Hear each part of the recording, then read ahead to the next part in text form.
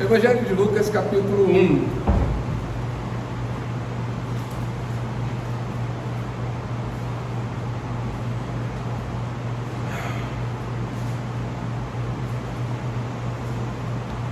Amém? Chegamos lá? Visto que muitos ouvem e empreenderam uma narração coordenada dos fatos que entre nós se realizaram, conforme nos transmitiram os que desde o princípio foram deles testemunhas oculares e ministros da palavra, igualmente a mim me pareceu bem, depois de acurada investigação de tudo desde sua origem, dar-te por escrito, excelentíssimo Teófilo, uma exposição em ordem, para que tenhas plena certeza das verdades em que foste instruídos. Vamos ler todos, só esses 4 versículos. Visto que muitos ouvem, que empreenderam uma narração coordenada dos fatos que entre nós se realizaram, conforme nos transmitiram desde o princípio foram deles, testemunha ocular e ministros da palavra. Igualmente a mim me pareceu bem, depois de acurada investigação de tudo desde sua origem, dar-te por escrito, excelentíssimo Teófilo, uma exposição em ordem, para que tenhas plena certeza das verdades que foste instruídos. Feche seus olhos, por gentileza, mais uma vez. Senhor, mais uma vez estamos diante da Tua palavra, e quem somos nós diante de tão grande palavra? Fala o nosso coração, fala a nossa mente, fala a nossa alma. Novamente, Senhor, que as minhas palavras voltem vazias, porque eu sei as Suas palavras jamais voltarão vazias. Amém? Pode sentar.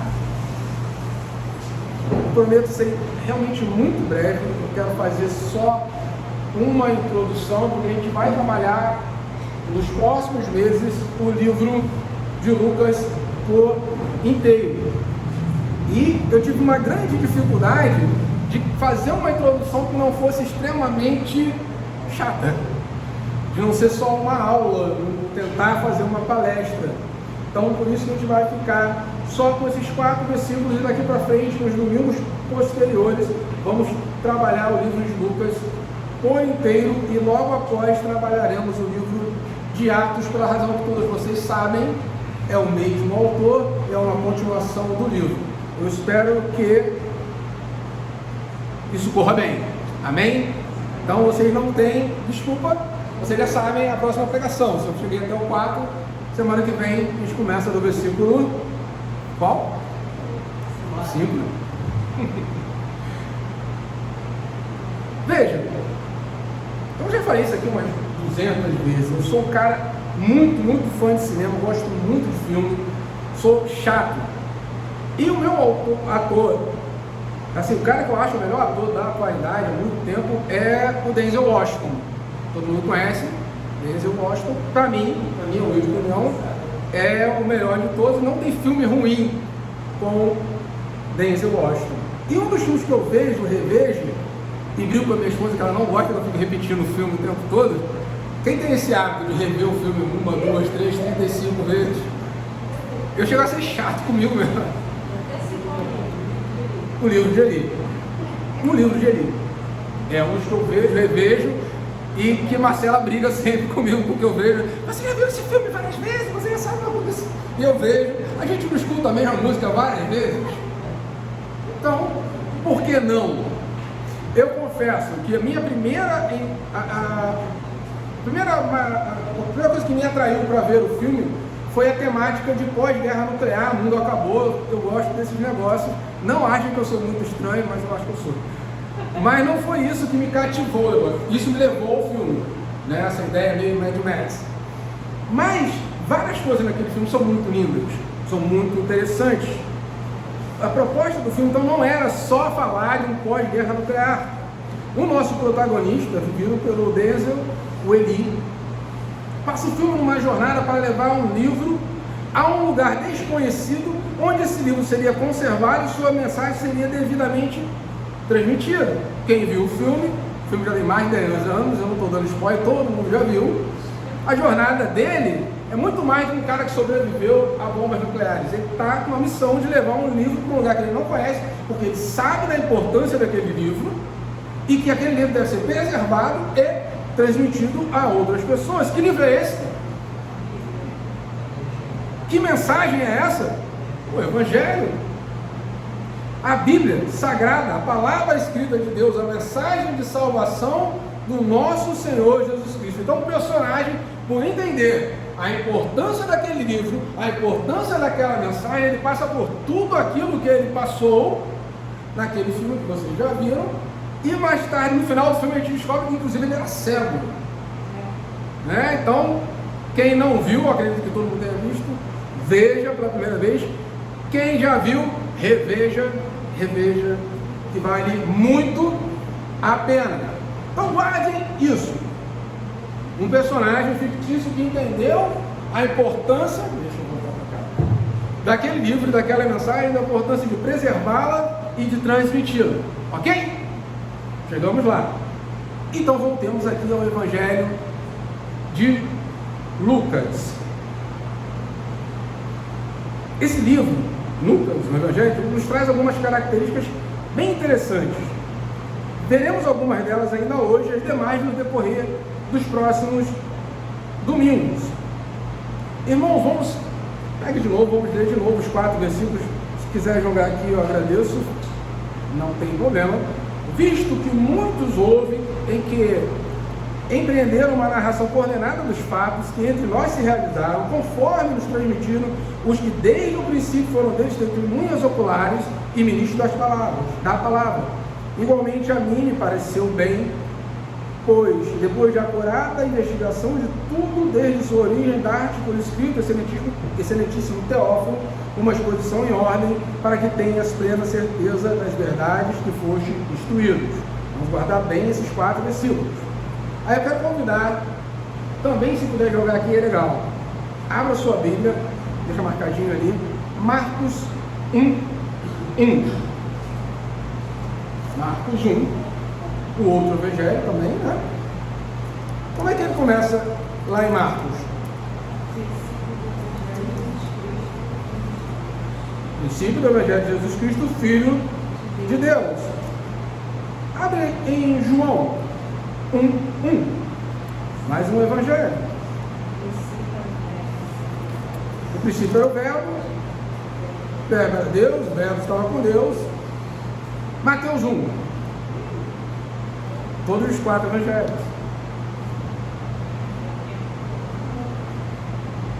Livro da genealogia de Jesus Cristo, filho de Deus, filho de Davi, filho de Abraão. Interessante. Pode tirar. Repare uma diferença de Lucas para esses 3. Lucas nos traz uma apresentação um pouco mais detalhada do que nos aguarda no decorrer do livro. Isso pode ser observado já na leitura desses 4 versículos aqui. Enquanto Marcos nos dá uma pequena frase: princípio do Evangelho de Jesus Cristo, Filho de Deus. Aí começa o seu livro. Mateus e João já entram com o pé na porta, já começam a história, sem avisar nada. Livro da genealogia, o princípio era o Verbo. Beleza? Como é que Lucas vai começar o seu livro? Ele vai escrever, olha, muita gente já escreveu sobre isso. Eles foram testemunhas oculares. Me pareceu bem, então, agora também, depois de investigação, escrever também, e por uma certa razão. Vê que ele tem uma preocupação aqui, diferente dos outros, de explicar um pouco mais aquilo que nós vamos encontrar no seu livro. Essa é uma característica do livro que nós vamos trabalhar.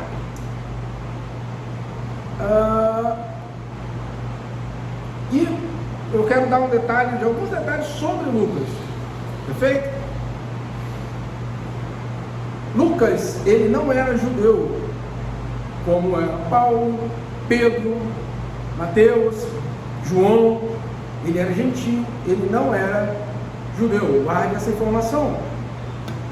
Lucas também era médico. Paulo vai dizer que ele é um médico amado.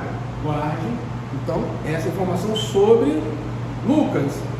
E o mais importante, Lucas toma para si, por inspiração do Espírito Santo, a tarefa de registrar o princípio do Evangelho da Igreja, haja vista ser ele também o autor de Atos. Então eu estou falando de um cara que não estava com Jesus lá naquele começo, não era sequer judeu, tinha uma profissão, era médico, e que ele toma para si, como ele mesmo anuncia aqui, a missão de registrar e transmitir tudo o que ele ouviu e leu. Até aí, tudo bem? Voltemos então ao texto de Lucas. Lembrando aquelas pequenas diferenças entre os evangelhos, outras diferenças vamos ver mais para frente. Lucas deixa claro que não foi o primeiro a escrever sobre o Evangelho de Cristo. Como é que ele começa? Visto que muitos houve que empreenderam uma narração coordenada dos fatos que entre nós se realizaram, conforme nos transmitiram, desde o princípio foram deles, testemunhas oculares e ministros da palavra. Claramente aqui ele está falando dos apóstolos, ele está dizendo, olha, muita gente já fez isso, já foi empreendido narrativa, já foi feito uma leitura do Evangelho, contudo me pareceu bem também fazer uma leitura. O verso 2 nos leva a entender que ele não foi testemunha ocular. Ele está falando aqui, conforme nos transmitiram os que a princípio foram deles testemunhas oculares. Então Lucas não é testemunha ocular daquilo que ele está falando, pelo menos da maior parte. Quando nós chegarmos em Atos, vamos ver ele participando ali em algumas coisas.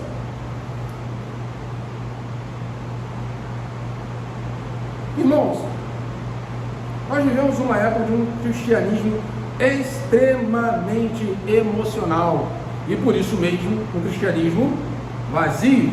Muitos pegam emoções, testemunhos de coisas que aconteceram com as suas vidas, coisas secundárias, e assim sendo, muitos cristãos se tornam dependentes do estado emocional, dos sentimentos.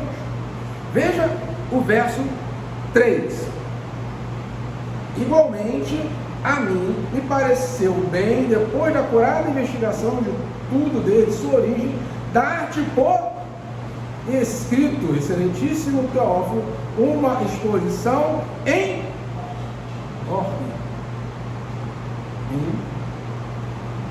ordem. Lucas está convencido da necessidade de registrar a história de Cristo, de preservá-la, não só a sua história, mas a história de Cristo. Não promessas triunfalistas, mas a história de Cristo. Não o seu testemunho particular, mas a história de Cristo. Não só a certeza que ele tem da salvação, mas uma certeza que a história de Cristo é real, e por isso a salvação é real. A preocupação de Lucas é fazer com que as pessoas entendam e descubram a verdade de Cristo. E numa época como a nossa, de vários cristos que são apresentados por aí, várias ideias erradas de Jesus que são apresentadas, eu não vou entrar nelas aqui nesse momento. Uma preocupação que deveria ser nossa é apresentar a verdadeira história de Cristo registrada na palavra. Já registraram, outros já fizeram isso, mas me pareceu bem que eu faça isso também, com uma outra linguagem, de uma outra forma, para um outro público. E nós, diante de tantas imagens distorcidas de Jesus nessa sociedade, será que nos parece bem empreender agora essa tarefa de mostrar ao mundo a história verdadeira de Jesus, o verdadeiro Jesus das Escrituras? Qual tem sido a nossa postura? Qual tem sido então a nossa postura com a palavra da verdade? Cantar aqui é lindo, a tua palavra escondi, guardada no meu coração. Tá, beleza. Como nós lemos lá no Salmo 119, me regozijo mais com a tua palavra do que com as riquezas. É verdade isso? É verdade esse bilhete? Fala no seu coração. Você se alegra muito mais com a palavra do que com as riquezas desse mundo? Deixa eu bater em mim. Eu falo muito mais da palavra de Deus do que eu falo do Flamengo? Eu falo muito mais da palavra de Deus do que eu falo do Bolsonaro, do Lula? O que tem ocupado o meu coração? O que tem ocupado as minhas preocupações? É acordar de manhã, trabalhar e pagar minhas contas? Ou anunciar a palavra de Jesus? Fazer com que a palavra de Deus seja conhecida nas nações? A tua palavra realmente eu escondi guardada no meu coração? Eu me regozijo realmente com a palavra de Deus mais do que as riquezas desse mundo? Eu estudo mais a palavra de Deus do que eu estudo filosofia, história ou matérias para concurso público? Eu sei mais da palavra de Deus do que eu sei da tabela do Campeonato Carioca? E aquele silêncio desesperador. Lucas então está convencido da necessidade de registrar essa história. Lembra do nosso amigo, personagem do Denzel Washington? Ele entendeu que o livro precisava ser conservado, que a história precisava ser transmitida, e a todo e qualquer custo. O cara enfrentou deserto, o cara enfrentou homens armados, o cara enfrentou sede, falta de comida, enfrentou cegueira, porque ele estava convencido da importância de transmitir a palavra de Deus, a mensagem da verdade. Eu estou falando de um personagem fictício, e nós estamos convencidos disso, de todo o nosso coração. Igualmente, versículo 3, me pareceu bem, depois de acurada investigação de tudo, desde a sua origem, dar-te por escrito, excelentíssimo Teófilo, uma exposição em ordem. Estamos dispostos a, diante desse mundo, diante de pessoas que às vezes não conhecemos, diante de pessoas que às vezes não gostam de nós, empreender uma jornada de anúncio da palavra de Deus? No outro dia estava andando lá no rua de casa, me param na verdade dois TJs, testemunhos, caralho, porta-mala do carro, e tem livros dessa grossura que os caras estão dando. Livro, não é livretinho, não é panfleto, para que você aprenda a palavra do TJ. Quantas vezes nós temos a coragem de parar um desconhecido e falar das palavras de Jesus para ele? Quantas vezes nós não temos coragem de falar com um conhecido? Quem dirá a coragem de preservar esse livro a despeito de todos os desafios que possam acontecer? E nós não vamos enfrentar os desafios que ele enfrentou no mundo, no filme. Nossos desafios no máximo é escárnio, na pior das hipóteses. Voltemos ao texto, versículo 3, versículo 4. Igualmente a mim me pareceu bem, depois de acurada investigação de tudo, desde sua origem, dar-te por escrito, excelentíssimo Teófilo, uma exposição em ordem, para que tenhas plena certeza das verdades em que foste instruído. Então somos apresentados agora mais um personagem, esse tal de Teófilo. A Bíblia não fala mais nada desse cara, a gente vai ter menção a ele na introdução de Atos dos Apóstolos. Ele então nos é apresentado, pouco sabemos sobre ele. Há quem diga, eu li realmente que pessoas acham que não é uma pessoa, mas uma comunidade cristã que era conhecida por Lucas e era conhecida como Amigos de Deus, por conta do nome Teófilos, que pode ser amado ou pode ser amigo. Então há quem diga isso. Não me parece pelo texto que seja isso, até porque ele usa o termo excelentíssimo, termo usado para uma pessoa importante. Então acredito que não seja uma comunidade. Há uma outra ideia de que esse não fosse o nome da pessoa, mas um título, amado de Deus. Isso faz mais sentido. Veja, a gente está no contexto de perseguição, que está dando o nome dos outros numa carta. Então ele está dizendo que está fazendo isso para apresentar por escrito a esse excelentíssimo Teófilo, para esse excelentíssimo amigo de Deus. O que importa aqui não é o nome da pessoa, nem se ele é uma pessoa ou várias pessoas. O que importa aqui é o porquê de empreender tal tarefa de registrar de forma ordenada tudo que aconteceu. E por que ele faz isso? Versículo 4. Está a resposta. Para que tenhas plena certeza do quê? Das verdades em que foste instruído. Tudo que está registrado tem uma finalidade.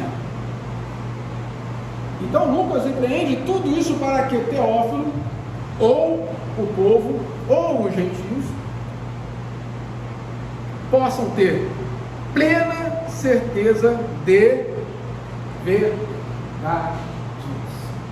E como eu posso fazer para que os excelentíssimos amigos de Deus que estão por aí nesse mundo, às vezes sem nem conhecer esse verdadeiro amigo, possam ter certeza das verdades que aqui estão escritas? O que eu tenho feito? Como eu vou empreender então para que eles saibam disso? Quantos amigos de Deus estão aí sem sequer saber da existência desse Deus que o ama, desse Deus que zela por eles? Se eu e você não entendemos a tarefa de transmitir a palavra de Deus a essas pessoas, temos tanto acesso à palavra de Deus. Quem tem mais de uma Bíblia em casa? Mais de 2? Mais de 3? Bíblias em inglês? Alguns têm a Bíblia em hebraico. Tem Bíblia no celular. Tem Bíblia no computador.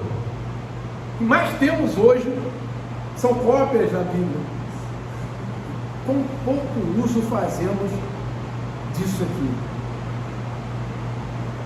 Tudo tem uma finalidade. Para que os amados de Deus tenham plena certeza do Evangelho e da salvação de Cristo. Lucas compreendia isso. O nosso amigo Eli compreendeu isso. E nós? Será que compreendemos isso? Compreendemos a necessidade de transmitir o que já foi registrado por testemunhas oculares, pelos apóstolos, por Lucas, por Marcos e por tantos outros? Será que nós compreendemos essa necessidade de transmitir a palavra de Deus aos amigos de Deus? Faça essa pergunta a você mesmo hoje. Será que eu, Raquel, eu, Fábio, eu, Jerry, eu, Felipe, eu, Anderson, tenho total compreensão da importância da palavra de Deus? Estou disposto a empreender na tarefa de transmitir, registrar, falar, preservar, pregar, anunciar tudo o que já foi registrado? Será que nós estamos com essa disposição? Agora pense de novo. Quantas vezes eu tenho falhado nessa missão de anunciar a palavra de Deus, de anunciar e defender as verdades plenas que estão acontecendo, que aconteceram e já foram registradas para os amigos de Deus, para as pessoas desse mundo? Quantas vezes eu já falei com isso? Quantas vezes eu perdi essa oportunidade? Quantas vezes eu tive vergonha? Quantas vezes eu tive medo? Quantas vezes eu preferi falar de outras e outras e outras coisas? Quantas vezes você teve medo? Quantas vezes você teve vergonha? Quantas vezes você se achou indigno de falar isso? Que a partir dos nossos contatos com o Evangelho do Salvador, com o Evangelho da salvação, tão bem registrados na Escritura, possamos nós também assumir a responsabilidade de transmiti-los aos amados de Deus, para que a certeza da verdade da salvação do Filho de Deus esteja presente na vida dos amados de Deus. E a partir do nosso contato com a palavra de Deus, a partir do nosso contato com a história de Cristo, e a partir do nosso contato com aquilo que já foi registrado, nós possamos também entender, compreender e tomar para nós a missão de anunciar essa palavra aos filhos de Deus, aos amados de Deus, a todo esse mundo, para que eles também possam ter certeza da verdade que aqui está registrada. Você crê nessa verdade? Sério, verdade isso que eu estou falando? Você crê mesmo que isso tudo é verdade? Então por que a gente falha tanto? Olha, eu creio que o Flamengo é o melhor time do mundo. E eu falo isso em alta voz a qualquer hora. O Fabinho já olhou para mim com o rabo de olho, doido para me pegar lá fora. Eu estou tão convicto disso que eu não tenho vergonha de falar. Mas será que nós estamos tão convictos que a palavra de Deus é verdadeira, a ponto de não termos vergonha de falar o tempo todo? Mesmo que pessoas nos olhem de cara feia, mesmo que zombem de nós, mesmo que nos chamem de idiotas. Será que realmente estamos tão convictos assim, a ponto de empreendermos a nossa vida nessa tarefa? E essa tarefa não é do pastor, não é minha. Ou não é só do pastor, não é só minha, é sua, é de cada um. Em cada momento você terá contato e acesso às pessoas que nunca chegarão aqui. Você terá contato e acesso às pessoas que eu nunca verei na minha vida. E é você que vai pregar, é você que vai anunciar, é você que vai transmitir as palavras de Deus para ele. Amém? Que esse amém seja verdadeiro na tua vida, seja verdadeiro na minha vida, para que as pessoas possam ter a certeza da salvação, como Lucas empreendeu então esse excelentíssimo ofício de registrar o Evangelho e o nascimento da igreja para esse amado de Deus. Você possa também empreender nessa tarefa de anunciar o Evangelho aos amados de Deus por mim. Amém? Vamos ficar de pé?